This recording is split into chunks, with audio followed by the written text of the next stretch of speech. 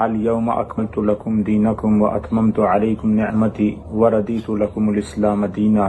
صدق اللہ مولانا العظیم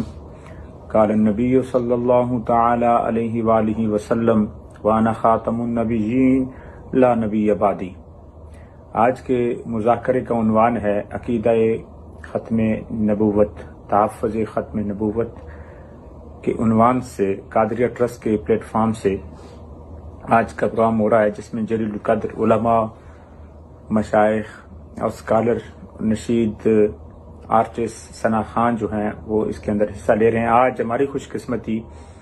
کہ مکہ المکرمہ کی ان بابرکت فضاؤں سے کہ جہاں پہ ایک نیکی کا ثواب لاکھ کے برابر، ایک نماز کا ثواب لاکھ کے برابر ہے، مکہ المکرمہ سے آج کا یہ پروگرام آپ کے ساتھ ہو رہا ہے۔ اور مفتی اعظم دامت برکاتہم العالیہ کی زیر سرپرستی ہم مدینۃ الرسول میں گئے اور وہاں چند دن گزارے۔ کیا رحمتیں تھیں، برکتیں تھیں، عنایات تھیں، وہ الفاظ کے اندر بندہ نہیں سما سکتا۔ رسول اللہ صلی اللہ علیہ وآلہ وسلم کی ناموس کے سلسلے میں اور ختم نبوت کے سلسلے میں تمام مسلمانوں کا اس پہ اجماع ہے، اور یہ ایک ایسا مسئلہ ہے کہ ہر مسلمان اس کے لیے اپنی جان، مال، اولاد سب کچھ قربان کرنے کے لیے تیار ہے۔ اور مسلمانوں کو، عالم اسلام کو، اہل سنت و جماعت کو والہانہ محبت ہے، اور یہی محبت کہ لا یؤمن احدکم حتی اکون احب الیہ من والدہ وولدہ والنفس والناس اجمعین، سب کچھ قربان کرنے کے لیے تیار ہے۔ اور آج اس عقیدے کی بنیاد پر ہم یہ پروگرام کر رہے ہیں، اور ہم اس کا تحفظ کرتے رہیں گے، اور قیامت تک اللہ تعالیٰ نبی اکرم صلی اللہ علیہ وسلم کا نام اسی طریقے سے اللہ سبحانہ و تعالیٰ قائم اور دائم رکھے گا۔ چاہے جو کچھ کرنا چاہیں تو کریں، لیکن اس پہ کوئی بھی آنچ نہیں آ سکتی۔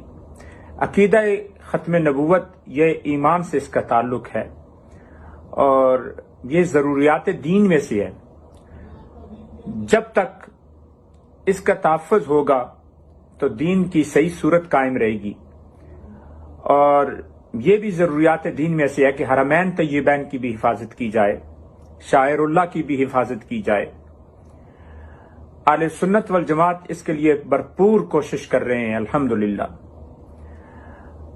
یہ ذہن میں رکھیں اس بات کو کہ عقیدہ ختم نبوت کا تعلق ایمان سے ہے، لیکن کچھ چیزیں ایسی ہیں جس کا تعلق کفر و ایمان سے نہیں ہے، جیسے آمین بالجہر کہنا، جیسے رفع یدین کرنا، لیکن یہ متفقن علیہ عقیدہ ہے، اور اس میں کسی قسم کا کوئی شک نہیں۔ جو شک کرے گا وہ دائرہ اسلام سے نکل جاتا ہے۔ اگر کسی نے پوچھا حضور علیہ الصلوۃ والسلام کے بارے میں، کیا ان کے بعد نبی آ سکتا ہے، اگر یہ ڈاؤٹ بھی ہے وہ بھی گیا۔ خدا کے بارے میں کہے کہ خدا کیا ایک ہے تو پھر بھی گیا۔ اور قرآن کے بارے میں اور حضور اکرم صلی اللہ علیہ وسلم کے بعد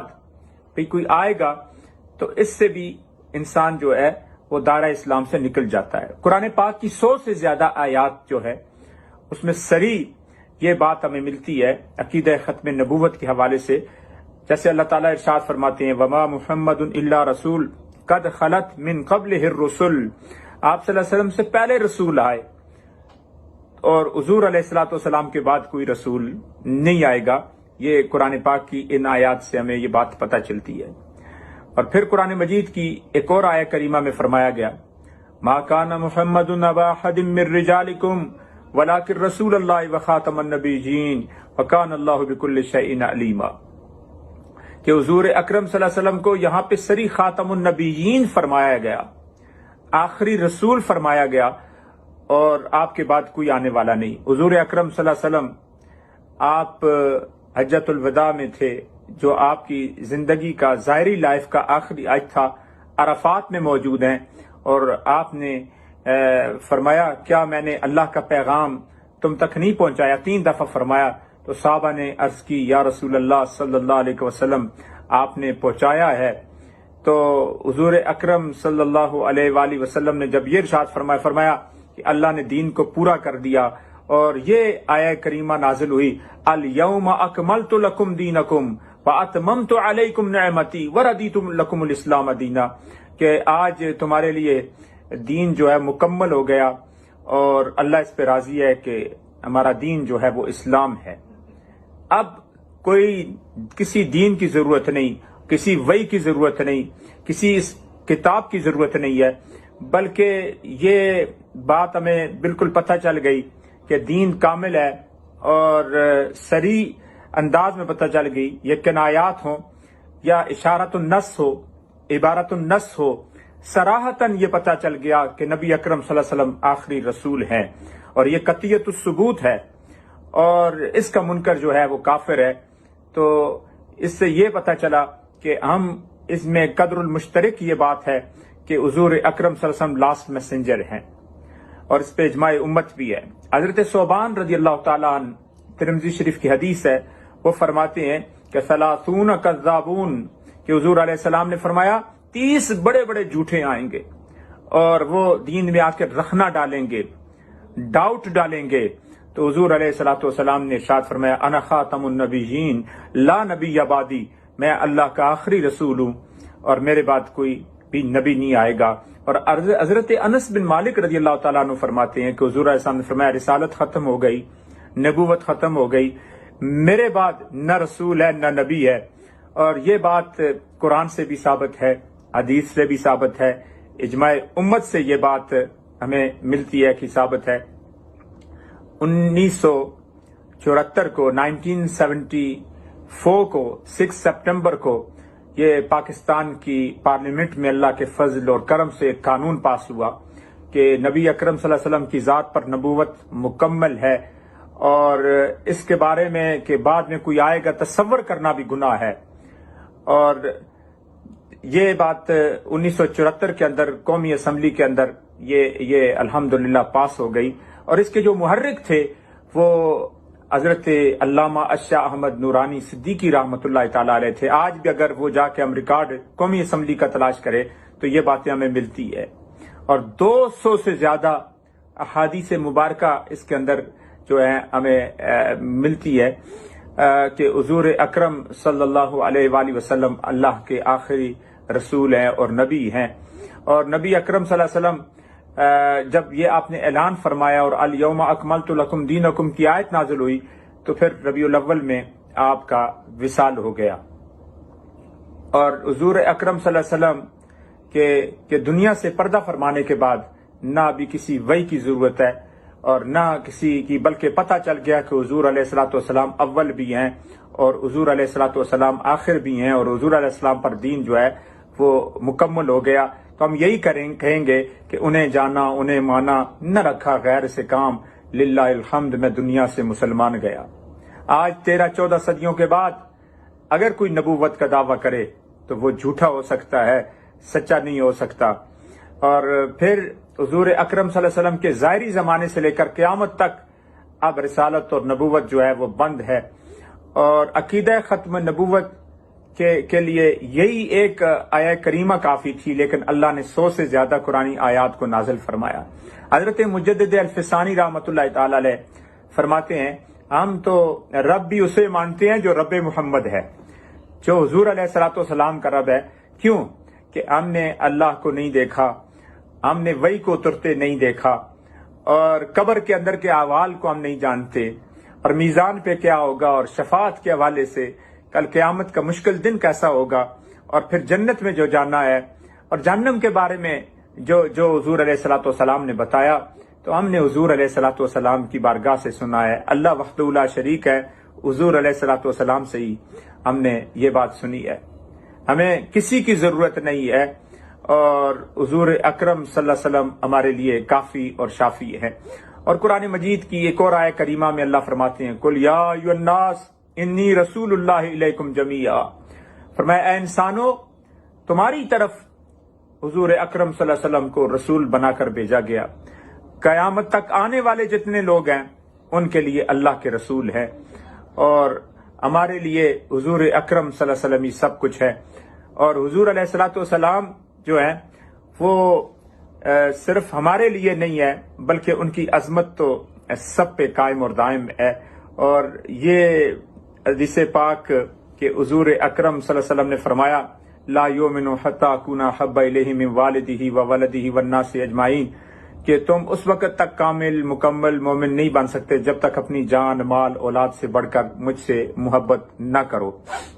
हजरत सईद बिन जैद रजी अल्लाह ताला अन्हु मुसलमा कज़्ज़ाब के पास गए तो उसने हजरत सईद से पूछा कि अतशहदु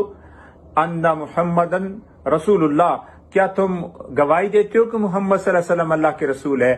तो आपने इरशाद फरमाया, हाँ, मेरा एक एक बाल एक एक रोंगटा वो गवाही देता है कि रसूलुल्लाह सल्लल्लाहु अलैहि वसल्लम अल्लाह के रसूल है।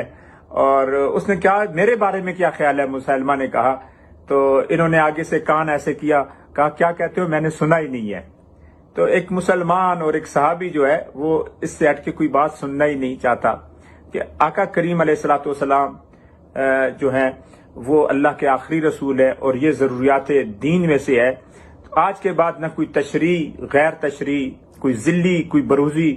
किसी किस्म का कोई नबी नहीं आ सकता, ला नबी आबादी। और यही बात हमारे लिए काफी है, फरमा गए हादी ला नबी आबादी, फरमा गए हादी ला नबी आबादी, कि हुजूर आए सामने फरमा दिया कि मेरे बाद अब नबूवत का दरवाजा बंद हो गया। वो मकान, वो महल और वो कैसल जो है जिसकी आखिरी ब्रिक की जरूरत थी, और वो हुजूर अकरम सल्लल्लाहु अलैहि वसल्लम की जात अक़दस थी। अल्लाह ताला उनके सदके हम पे करम फरमाए और अल्लाह ताला इस अकीदे पे कायम और दायम फरमाए। और आखिर में एक बात करता चलूं कि हम उम्रे पे आए, जैसा उम्रा इस दफा हुजूर मुफ्ती आजम बरतानिया की जेर सरपरस्ती में किया, कई दफा हज और उम्रों पे अल्लाह ताला ने तौफीक अता फरमाई, हाजिरी की, तो ऐसा माहौल मैंने कभी पहले नहीं देखा। हम मदीना शरीफ पहुंचे, आप यकीन करें कि रियाजुल जन्ना में जो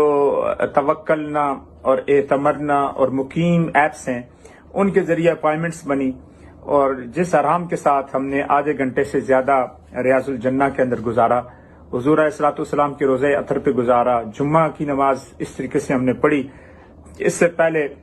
इतना सुकून, बड़े अच्छे इंतजामात इन्होंने किए थे। और फिर वहां से जब हम जुम्मे की नमाज पढ़ने के बाद हम मदीनतुर रसूल से ट्रेन के जरिए मक्कातुल मुकरमा की तरफ आ रहे थे, तो ऐसी खूबसूरत ट्रेन थी कि तकरीबन 1.5-2 घंटे के अंदर हम मक्कातुल मुकरमा में पहुंचे। जो 5-6 घंटे का सफर होता, गर्मी होती और रास्ते में गाड़ियों का धुआं होता, तो पता ही नहीं चला। और अल्हम्दुलिल्लाह हम पहुंच गए यहाँ पे। और यहाँ पे आके फिर रात को 3 बजे से 6 के दरमियान हमारा उम्रा वो स्लॉट बुक था, वो तस्रीह थी, वो परमिट था। और ऐसा उम्रा कभी भी नहीं देखा कि अल्हम्दुलिल्लाह 60-70 हज़ार रोज ये लोग अकोमोडेट कर रहे हैं। और इसके अंदर हमने बड़े आराम से उम्रा किया और सफ़ा और मरवा की सही की, और फिर हलक कसर जिन्होंने किया, और फिर मुफ्ती साहब की दुआओं के साथ ये उम्रा जो है कंप्लीट हो गया। तो मैं यही कहूँगा कि कोई ऐसी सख्ती नहीं है, कोई ऐसी बात नहीं है, बल्कि आप आएंगे तो आप देखेंगे कि एक और माहौल है, और इस माहौल के अंदर अल्लाह ताला ने हमें तौफीक अता फरमाई। यहाँ से ये दुआ है कि अल्लाह सुब्हानहू व तआला हरमैन तय्यबैन के सदके, मक्कातुल मुकरमा की इन मुतबर्रक फिजाओं के सदके जिन जिन हजरात ने दुआओं के लिए कहा है, अल्लाह उन पे करम करे।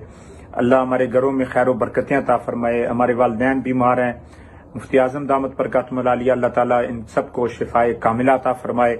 आलम इस्लाम को अल्लाह ताला इत्तेफाक और इत्तेहाद और उम्मत मुस्लिमा को उम्मत वाहिदा फरमाए, और आप सबको भी बा अदब यहाँ की हाज़िरियाँ अता फरमाए। वमा अलैना इल्लल बलागुल मुबीन।